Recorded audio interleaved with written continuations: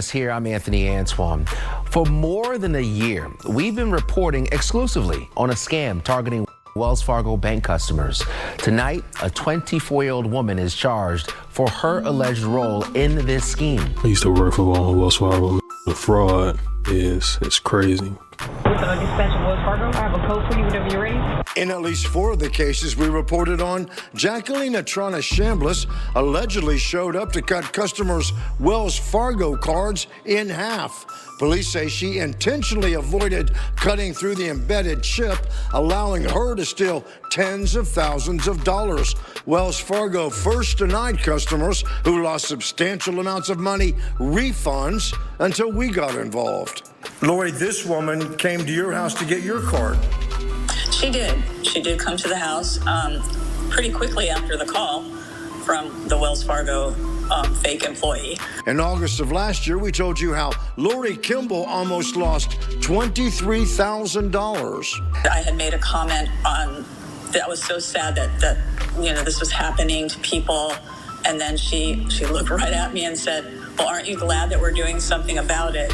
And so, I still have that anger of, the audacity of her to say that when she was the person who was stealing. A woman shows up and cuts your card in half. Took my card, cut it in half, put it in an envelope, drove away. HPD's Major Offenders Division Swindle Squad charged Chambliss in thefts involving Scott Merkovich and Sharon Schoolcraft. Why do you think you got your money back? Because I'm on Fox 26. Because you've done this story before. If fraud's been committed on your account, you normally get reimbursed for it. I've seen Capital One do this, Wells Fargo, Bank of America. So they'll ask you, did you do a family member, whoever had your card? If it's unauthorized, 99% of the time you won't get your money back. But man, some of these situations, the bank will decline you, man. You'll be stuck. Defendant impersonated a Wells Fargo employee, collected debit card information, PIN numbers, used that information to make unauthorized purchases throughout Harris County. How do you feel about the fact that she's criminally charged? Yes, when I talked to you, it was great news. That was my first thought. And then thank you, God, for bringing justice. And thank you, Randy, for exposing this to the public. All right, Randy, first and foremost, I think we can all say job well done, right, for really getting to this point. So now this woman here behind us, it sounds like a lot of work to do. Was she doing this on her own, or does she have some help with this? She had to have at least one accomplice because, remember, it was a man who's calling these customers first, and when she was arrested, Yeah, it's a lot of work. detective told me that she basically would say nothing. She just said, "Hey, I want an attorney." She didn't give any kind of information. All right, so if there's anything we can learn from any of this, folks, somebody at home might be watching and say, hey, what can I walk away with as far as like something valuable? What would that be, you think? Anthony, I cannot impress on people enough. If the bank calls, don't talk to them. Wait till the next day, go to the branch, or call the bank back. But if your bank calls... That's not necessarily true. Anybody has a bank account, I recommend you get online banking, get your alert set up. That way, if you do get a phone call, you can go directly to your app. Check your transactions, see what card was used. And if something does look a little fishy, risky, turn the debit card off. If you recognize that it's a fraudulent transaction or something you didn't do, normally you can restrict the card and you can do a lost stolen report. If you can't do it through your app, go ahead and give them a phone call. But as far as I'm giving you a call, like talking, I mean, if your bank's calling you about something fraudulent, that's a good enough notification to know that something's going on. You don't gotta complete the call. Hang up with them, go check your finances. But wait until the next day, don't do that. You be up shit creek. Don't talk to them. More than likely, it's a scam. More than likely. And the worst case scenario, hang up the phone. Yes. And then you call your local branch. And it's any bank that you work with, that you're involved with. To be safe, to stay ready, have your bank already programmed in your phone. Some of these scammers, they're pretty sophisticated. They'll call you and they'll say, feel like you have an account with Wells Fargo. when they're calling you on the caller ID, it'll say Wells Fargo. That's happened to me before. Just gotta know better, man. You gotta think in those situations. When you in that type of situation, man, sometimes you can get caught off guard. Somebody catch you in a frantic moment. But you just gotta remain calm, be patient, and make the best decision from there. But it could happen to any bank, any customer. Don't answer the phone, please. Randy Wallace, thank you so much, my man. Great reporting. So many folks got so much money back because of this. Good to see.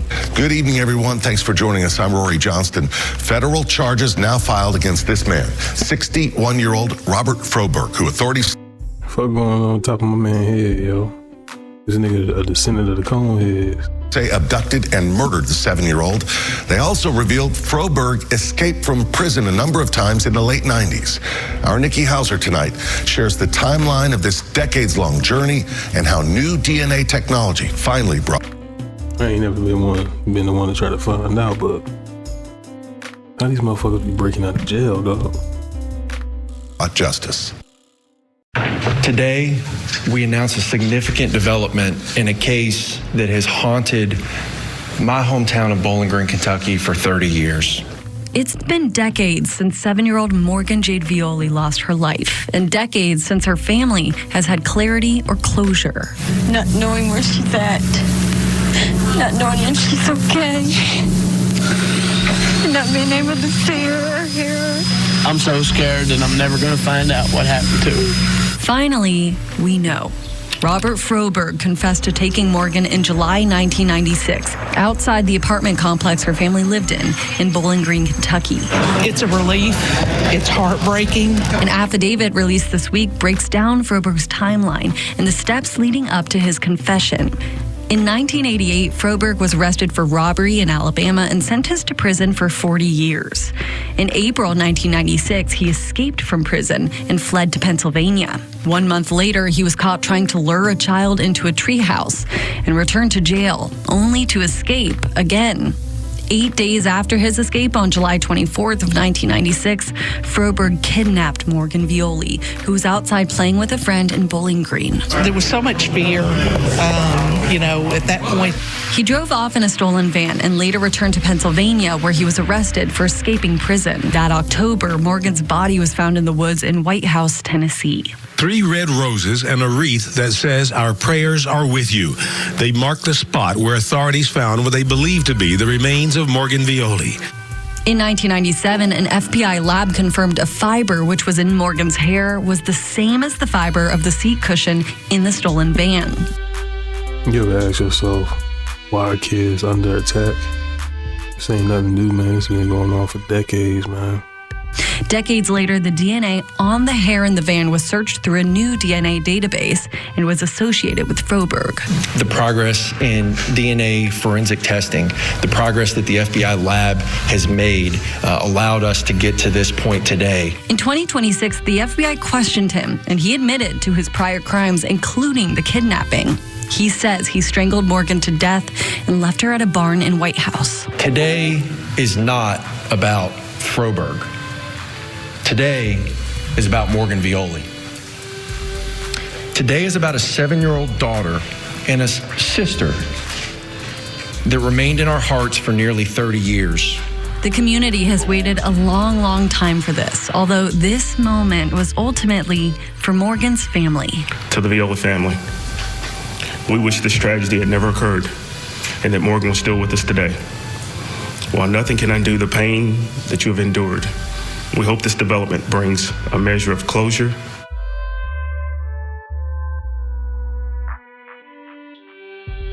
California girl is safe tonight after authorities say she was groomed online and lured away from home by an 18-year-old man from Pennsylvania.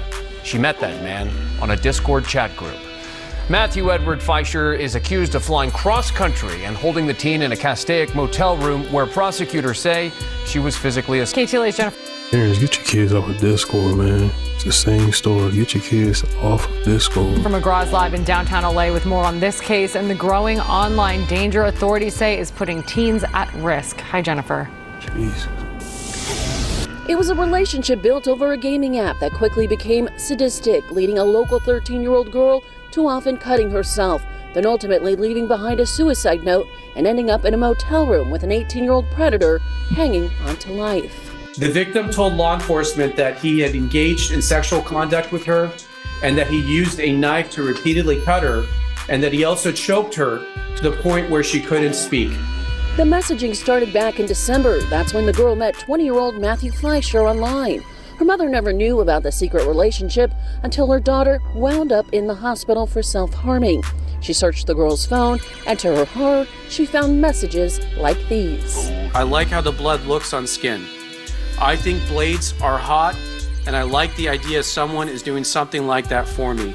And another? You can go as deep or shallow as you want. Victim responds, I just want to be the best for you. This is a group called NVE. According to law enforcement, it's called nihilistic violent extremism. It's an increasingly growing ideology to motivate vulnerable children to harm themselves and a subculture that glorifies violence and mass killings. NVE, one of the most twisted and disturbing ideas to crawl out of the internet. Two notable cases. The 2014 Isla Vista mass murderer. Police say a man who loathed women, fueled by frustration over his virginity. And the more recent one, the man who was trying to blow up a Palm Springs fertility clinic. These are very despondent young males, particularly. They have a very negative view on the world, and they want to bring society down. Officials say this disturbing case must be a warning. Well, not your big platforms that we all know, but the lesser known ones. So Discord is one of the main ones, and it's a gaming platform, but that's how they're communicating with one another. If this doesn't send a strong message to all the parents that you need to make sure you understand what your children are doing, nothing would. The only thing more tragic would be is if we were reporting her death. Fleischer faces 30 years in prison. Also, the FBI says there could be more victims. So anybody out there with any information should call them. They say they are investigating hundreds of cases. You know, it used to be like the most fun to play 2K with the homies, play Madden. Didn't really do that much online because we had internet wasn't that fast back then. They had to connect through the phone line. What was this shit? Netgear, AOL Online, used to dial up. It went fast back in the day. So the homies had to come to the crib or vice versa just to play the game. You gotta get back to that, man. That's one way you can avoid this type of shit. Speaking out about the drug test police used as evidence, a test that is notoriously unreliable. Your political reporter, Sean Boyd, is here with the story. Sean, state lawmakers now taking action on this. And with good reason. Research shows that this test, called a colorimetric drug test, is wrong about 40% of the time. Sugar, vitamins, even bird feces have tested positive for illegal drugs, resulting in an estimated 30,000 people being wrongfully charged each year, including a Colorado grandmother who took out a second mortgage on her house and fought a year and a half to prove her innocence. It's crazy. I've been having incredible pain in my back. Holly Bennett doesn't remember the ambulance that rushed her to the hospital in septic shock, or the MRI that showed her back was riddled with abscesses, or the emergency surgery that saved her life.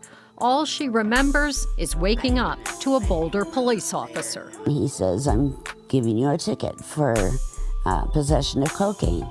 And I said, cocaine? Well, I don't do cocaine. And he said, that's what was in your purse. Bennett says the hospital found a prescription drug crushed in her purse and turned it over to police, who, using what's known as a colorimetric field test, determined it was cocaine. The Boulder District Attorney's Office offered Bennett diversion if she pled guilty to possession. I don't want to lie. Instead, she hired Noah Stout to represent her. And the prosecutor said, this is pretty cut and dry. Stout says the prosecutor refused a retest, despite research showing colorimetric drug tests have a false positive rate of nearly 40%.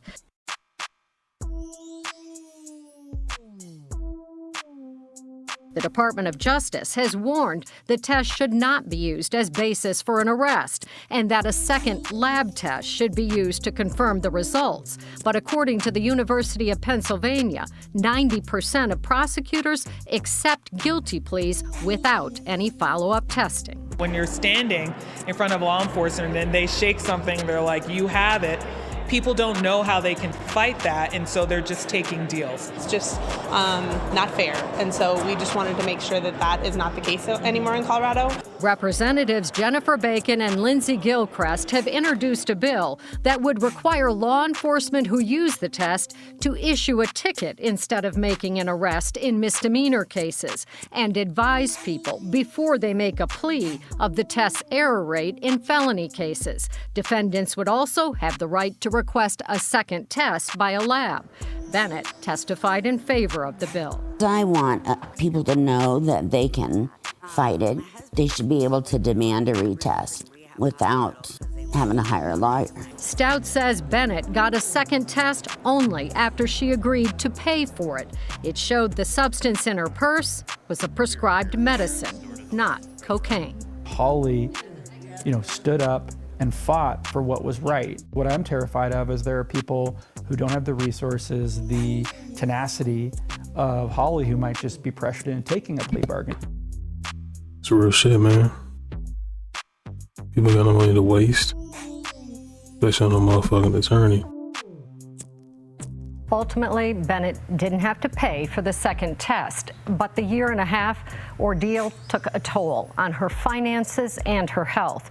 While she would like to see the test, which has been around for decades, outlawed, the bill came out of a task force made up of people from across the criminal justice spectrum. It will be named Holly's Law if it passes, and it has already made it out of the House and today passed a Senate committee with no opposition, which is good. You think about how many people have been wrongfully arrested, but all of those people who have made plea deals because they thought they had no choice, right? The test shows you're guilty. That poor woman. It's just awful. Cold case that has rocked the D.C. region for decades. And it all started when an adopted North Carolina woman went searching for her biological family. What if you found out something you didn't want to find out? And I just always kind of had that feeling. Tonight, she's speaking with News 4 about the explosive new discovery that's now renewed interest in this murder mystery. Investigators are hoping it could lead to new clues and help explain why William Bradford Bishop killed his family. It's often said we don't choose our family, and that's especially the case for Kathy Gilchrist, who lives in North Carolina. I mean, you couldn't have more wholesome parents. She's always known she was adopted. My life has always been complete. And didn't really give any thought to searching for her biological family until she retired. I said, why don't I take one of these DNA tests and find out? After using an online DNA testing website, she was first matched with a woman in Maine who turned out to be quite a find. This one, I doubt I'll ever have another one quite like this one. Turns out Susan Gilmore is not only Kathy's third cousin on her mother's side, but quite the super sleuth when it comes to tracking down family, especially for adoptees. So it took a long time. After almost a year-long genealogy journey, Susan finally tracked down the possible name of Kathy's father. I thought, this can't be right. This just can't be right. But there he was. And the physical resemblance was overpowering. I said, well, is it a famous person? And she kind of, she said, well, yeah. But I'll let you figure that out. I said, great. She says, his name is William Bradford Bishop.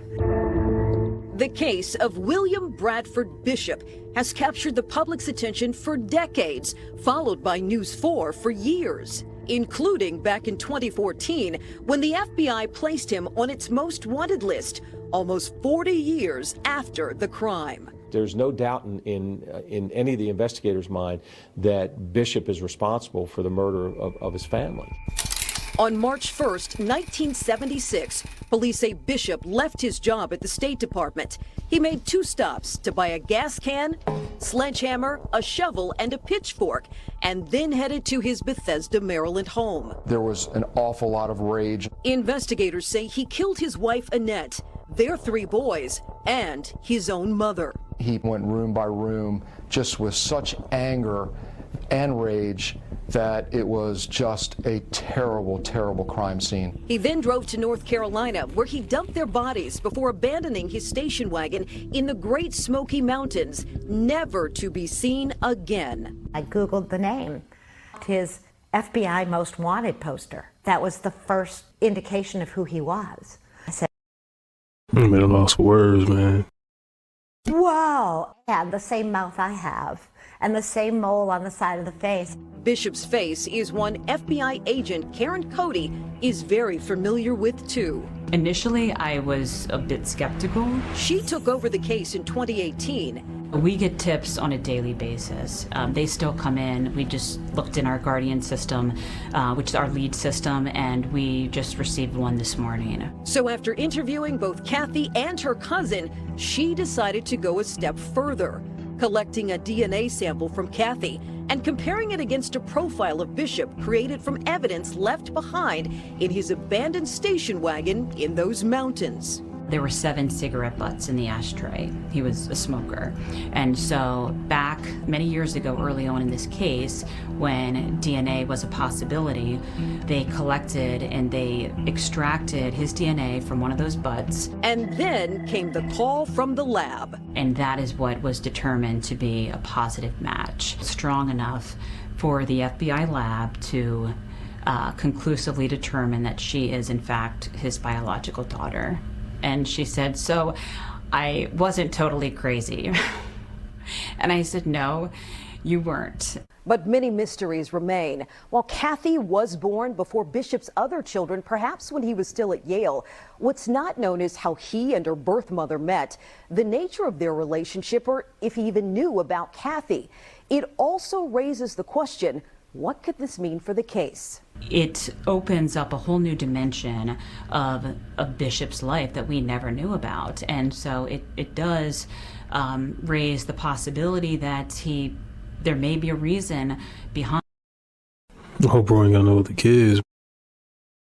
Behind him snapping. Agent Cody says they've been able to identify additional living relatives of Bishop. I would say this is the biggest development that sheds some light on part of his life that no one ever knew about.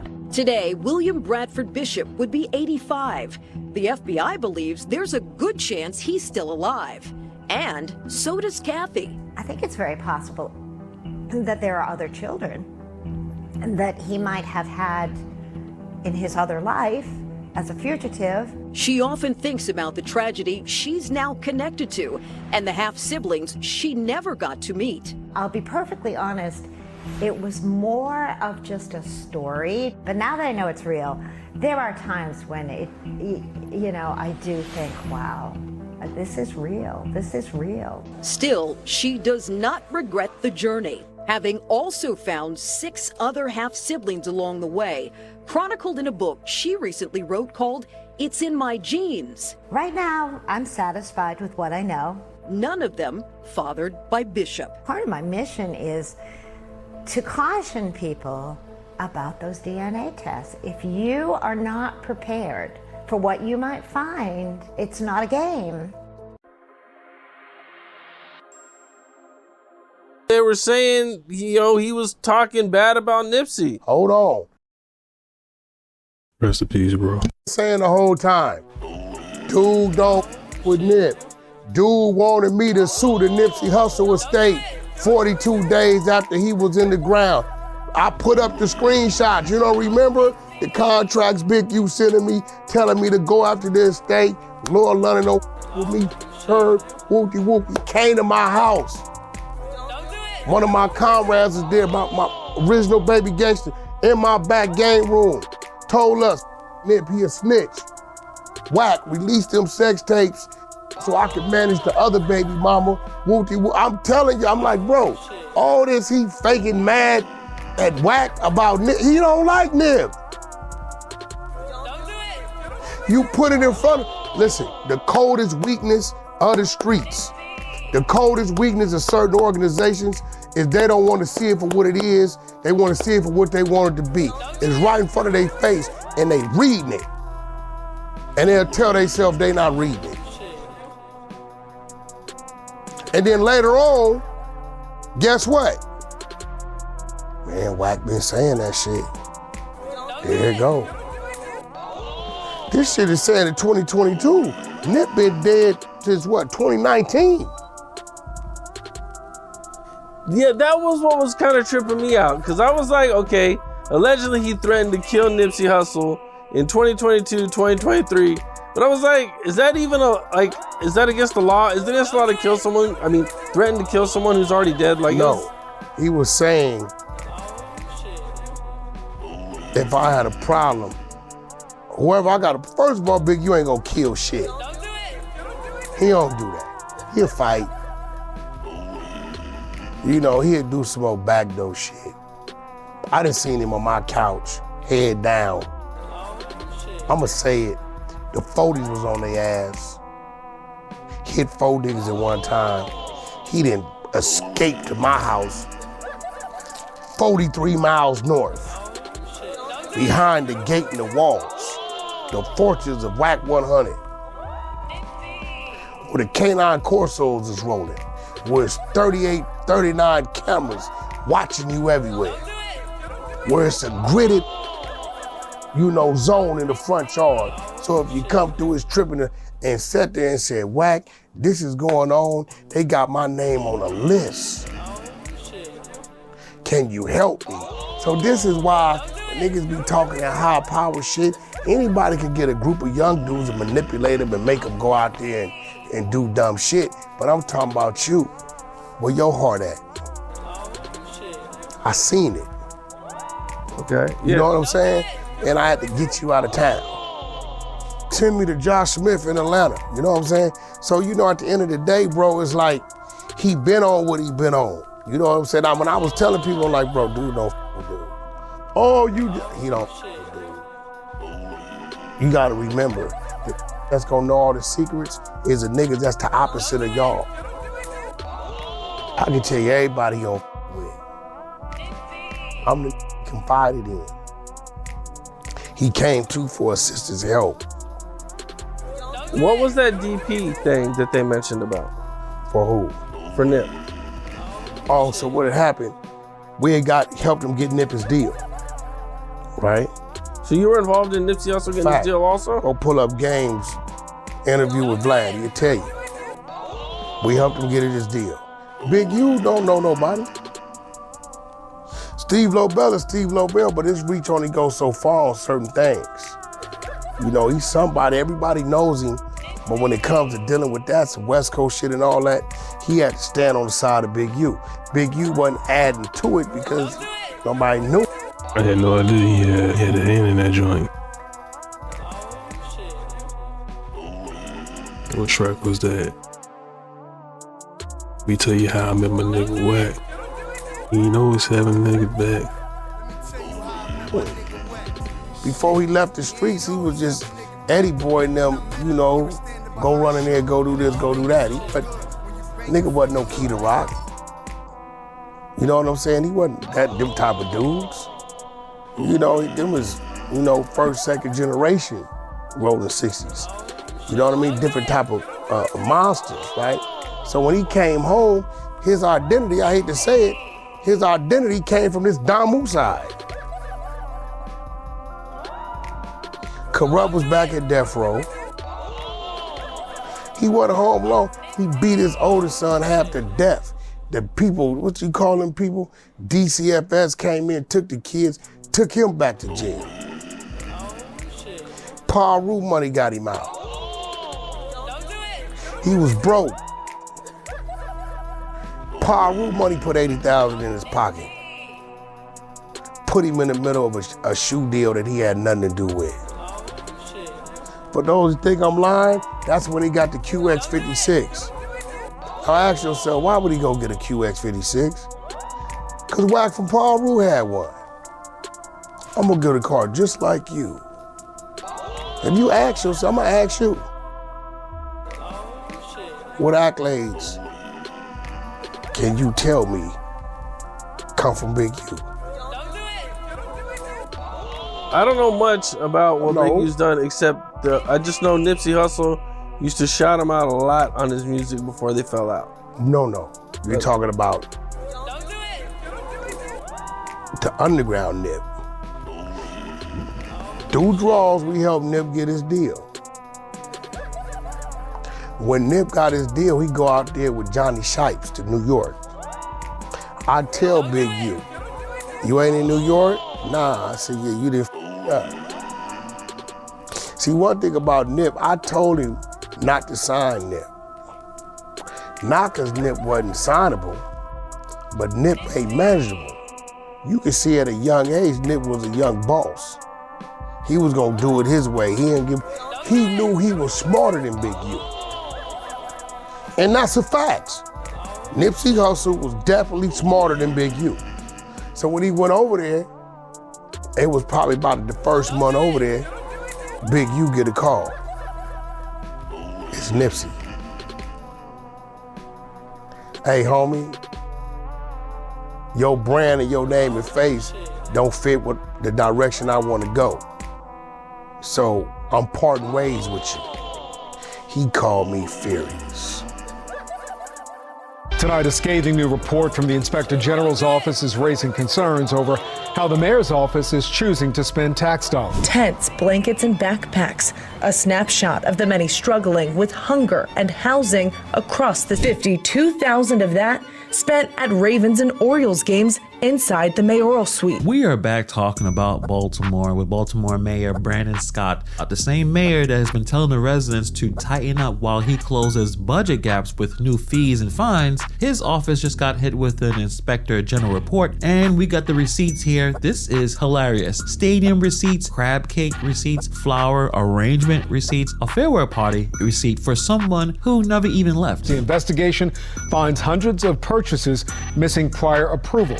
Much of it spent on food, flowers, and luxury stadium suites. This new report puts spending within the mayor's office under a microscope. Investigators now sounding the alarm on more than $100,000 worth of unapproved purchases and what they call a severe lack of oversight. Inside the wallets of more than 200 government employees. City-issued purchase cards, commonly referred to as P cards. Think of them as company credit cards using taxpayer dollars.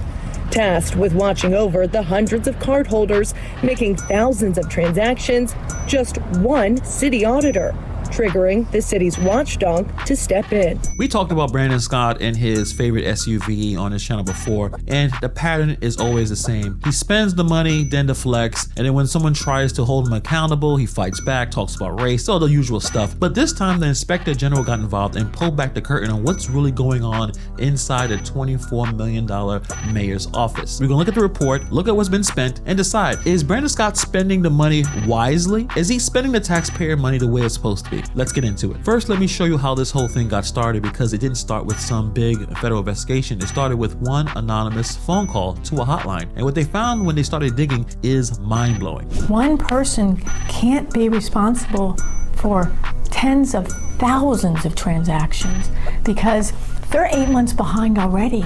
We need to have more compliance and oversight in order to protect the taxpayers' money.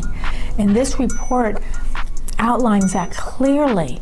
An anonymous hotline complaint leading Inspector General Isabel Cummings' office to look into P-card spending within the mayor's office specifically. Their investigation finding over roughly the last 3 years. I just lost like 5 racks to taxes. 5 racks. IRS came in straight, took that shit. How could somebody get away with this? How is there no quality assurance? 4 P-cards collectively making nearly 2,000 purchases, totaling more than $1 million, of which $167,000 spent without proper approval from the city's Bureau of Procurement. This sounds too crazy to be real, but it is. 200 government employees, all with city-issued credit cards, taxpayer money, thousands of transactions, and the entire oversight system for all of that was one auditor, who was already 8 months behind before anyone even called the hotline. So there's no real oversight here. How can one employee be 8 months behind when you got a gang of people unemployed looking for work?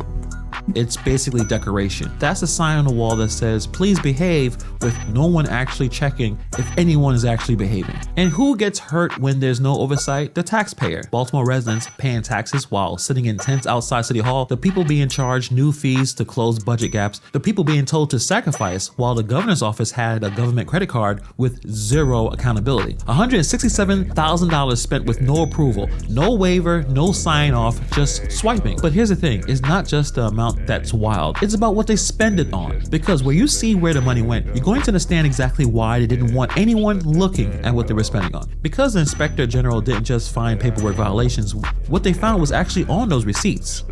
Let's continue. The vast majority of what waivers weren't received was actually food. It's about 295 different purchases lacked waivers that were pretty substantial amount. The IG finding 468 food-related transactions, totaling $230,000. Of that, $52,000 spent on food and beverages during Orioles and Ravens games. Bro, the disrespect. So you got two motherfuckers, about 10 racks. Car number 3, 8,000. Number 4, okay. So you gonna fuck up the system. You gonna stay below a threshold. Car 1 and 2, what the fuck going on? 130 racks, though. 80 racks. Inside the mayoral suite at both stadiums.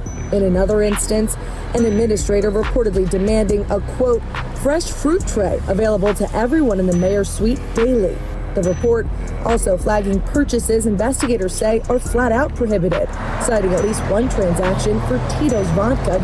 You can easily put in the order, Amazon Fresh, Walmart. Rules of the city government should apply to everyone equally. In most agencies, people, when they have celebrations, they collect the money.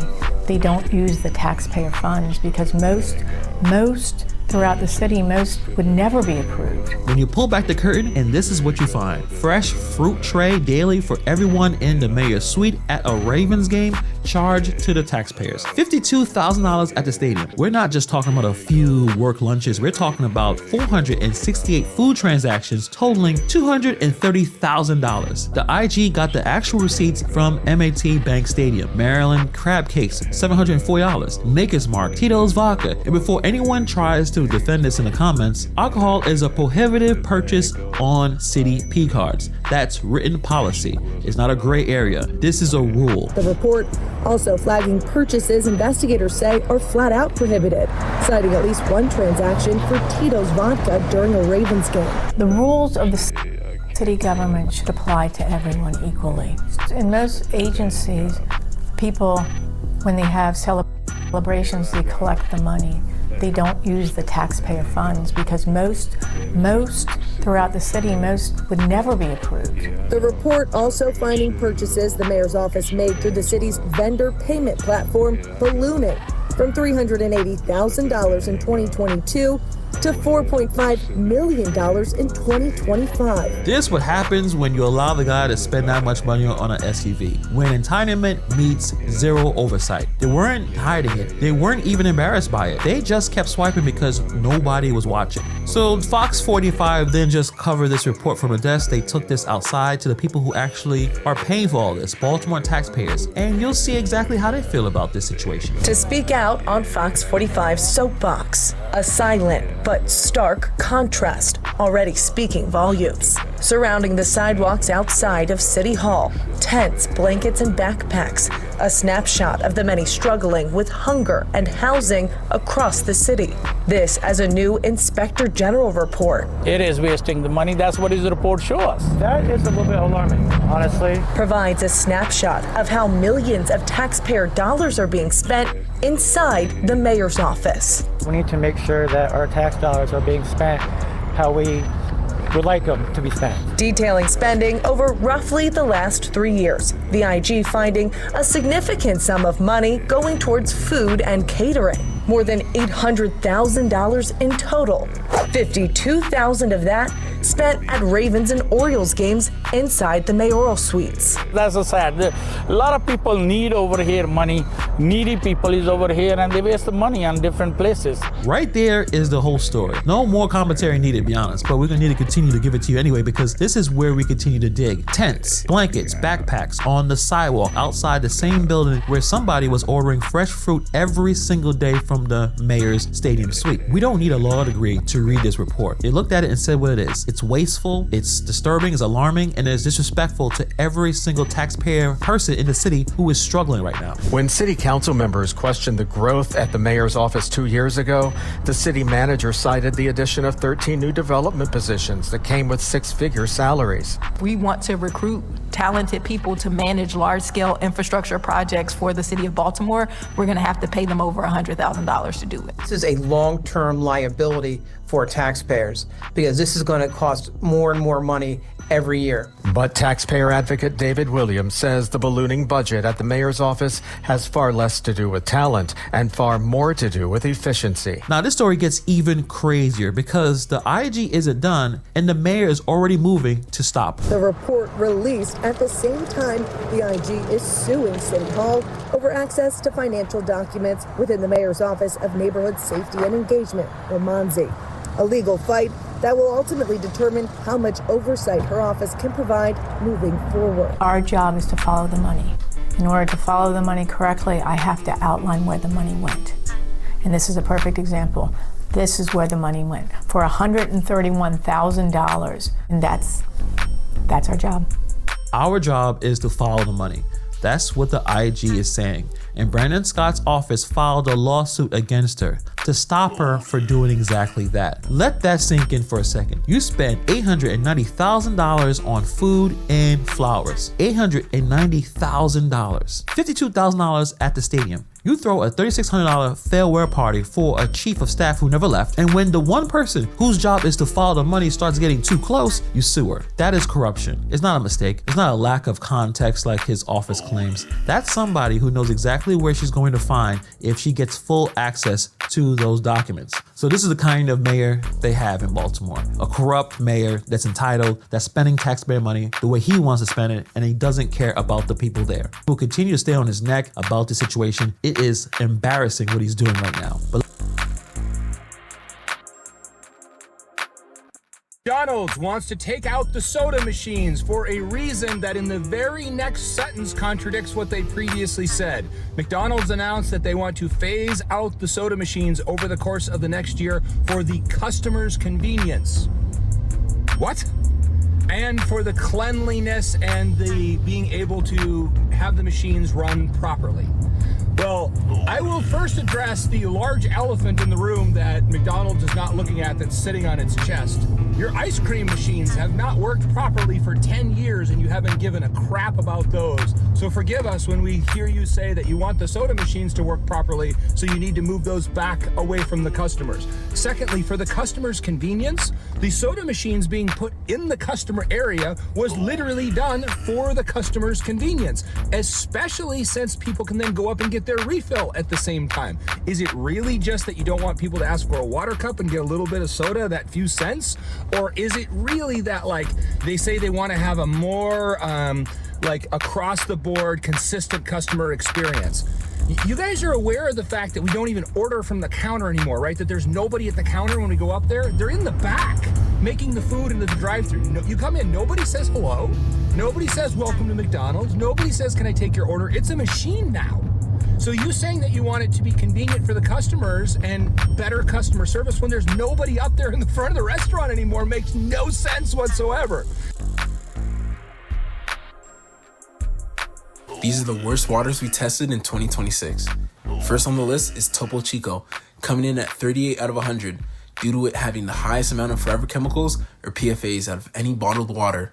Second, Kirkland Signature Water, coming in at 41 out of 100, due to it having 9 times the health guideline of trihalomethanes, which are a known endocrine disruptor and damage your reproductive system. Third, a surprising one we tested was Mountain Valley Spring Water, which turned out was okay, but did have very high amounts of arsenic, 40 times the recommended guideline. Then we have Walmart Spring Water scoring at 25 out of 100 due to having 10 times the recommended amount of radium-226 and 228, along with high amounts of bromate. The famous Fiji water scored 25 out of 100 as well, due to having high heavy metal content, such as chromium, arsenic, even some forever chemicals as well. And finally, Essentia scored 10 out of 100, due to having trihalomethanes, forever chemicals, bromate, and some phthalates. We analyze and review every water brand and publish the complete findings inside the Neutron app, so you can see how healthy or unhealthy your water actually is. This tonight, a high school basketball coach is behind bars after allegedly grooming and engaging in sexual conduct with a 16-year-old student player. Keelan Benahan, a now former Cincinnati College Preparatory Academy coach, is facing numerous charges. Alexis Martin is live with what she learned in court today. Alexis. Cincinnati police say Behanan admitted to having sexual contact with the student yesterday during an interview. So now he's sitting behind me in the Hamilton County Justice Center after being booked late last night and appearing in court this morning. 26-year-old basketball coach Keelan Behanan is behind bars at the Hamilton County Justice Center. According to court documents, he admitted to police he had sexual contact with the 16-year-old girl, one of his own players. Investigators say the alleged crimes occurred 3 times in February in the girl's bedroom. During the time, Behanan was coaching basketball at Cincinnati College Preparatory Academy in the West End. Investigators say he would continuously call, text, and engage in conversations about sexually related topics with the victim. I reached out to the Cincinnati College Preparatory Academy for more information.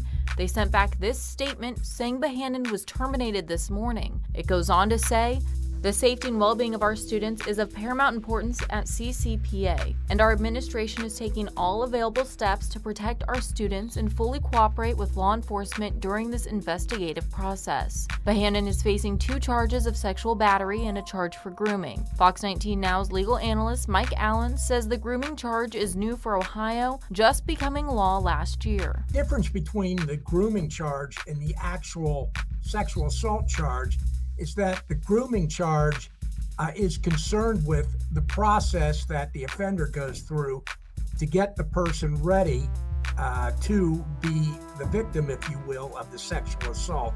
Allen says victim advocates have been asking for this type of charge for a long time, criminalizing the conduct that leads to sexual assault. If you are not able to prove the actual sexual assault beyond a reasonable doubt, at least you would have that backup charge of grooming